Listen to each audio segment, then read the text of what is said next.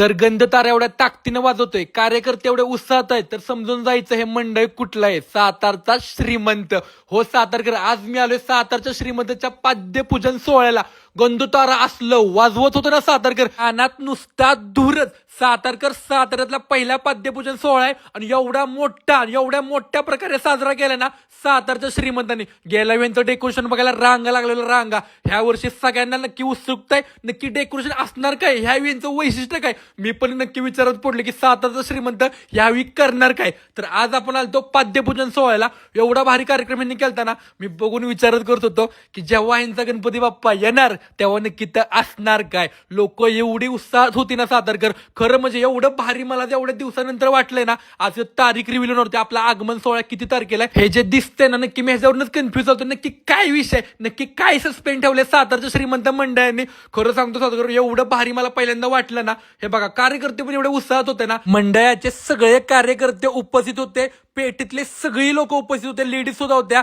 सगळ्यांनी आधी पूजन करून घेतलं, मान्यवरांच्या हस्ते पूजन वगैरे झालं. प्रत्येक आबा मोहिते तर तुम्हाला माहितच असेल, दादा म्हणजे श्रीमंत मंडळाची ओळख हो. तर सगळ्यांच्या हस्ते काय आधी पूजन वगैरे सगळं करून घेतलं. म्हणजे खरंच मी अख्ख्या कार्यक्रमाला उपस्थित होतो, सगळा कार्यक्रम बघून घेतला. सगळ्या हर्षल चिकन दादा सुद्धा इथं आलते, खूप सारे मान्यवर होते आणि त्यांच्या हस्ते पूजन झालं. नंतर आता सगळ्यांना एक प्रश्न पडला होता की आता तारीख काय रिव्हील असणार आहे. मला पण प्रश्न पडलेला की आगमन सोहळा आपला किती तारखेला आहे. तो थोड्या वेळाने पेटेतल्या सगळ्या लेडीज लोकांनी सगळ्यांनी पूजन वगैरे करून घेतलं. सगळी लोक आलते आणि आपल्या घरातला कार्यक्रम म्हणून सगळी लोक आलती. खरंच एवढं भारी वाटत होतं सातारकर मला. सगळं एकदम व्यवस्थित कार्यक्रम पार पडला. खूप लोक होते, मला एवढा आनंद पहिल्यांदा झालता. सातारा शहरातला पहिला पाद्यपूजन सोहळा आपल्या सातारच्या श्रीमंत मंडळाचा झाला. खरंच सातारकर एवढी लोक आलती ना, म्हणजे खरंच खूप भारी वाटलं की एवढी लोक उपस्थित राहतात. मी हे सगळं बघून मला खरंच भारी वाटलं. मंडळाचं एक वैशिष्ट्य आहे, लहान मुलापासून मोठ्या माणसांपर्यंत सगळी लोक आहेत ना, मन लावून मंडळामध्ये काम करतात. स्थानिकांना सुद्धा पाद्यपूजन सोहळ्यामध्ये पूजन केलं. खरंच खूप छान वाटलं. एवढी गर्दी, एवढी लोक आलती ना सातारकर. नंतर आपल्या सातारचे लोकप्रिय नगरसेवक अविनाश कदम सुद्धा आले, त्यांच्या हस्ते सुद्धा पूजन वगैरे झालं.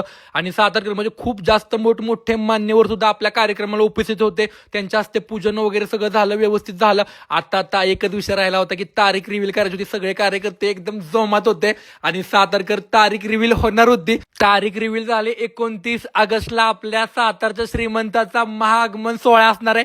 सगळ्या सातारकरांनी यायचं, मी असणार आहे, माझी टीम असणार आहे, सगळेजण असणार. सातारकर लक्षात ठेवा, 29 ऑगस्टला यायचंय मोती चौकामध्ये. जे गेल्या वर्षी केलतं ना त्याच्यापेक्षा मोठा धमाका ह्या वर्षी सातारचा श्रीमंत करणार आहे. आता फक्त आगमन सोहळ्याला उपस्थित राहा. तारीख लक्षात राहू देत, 29 ऑगस्ट.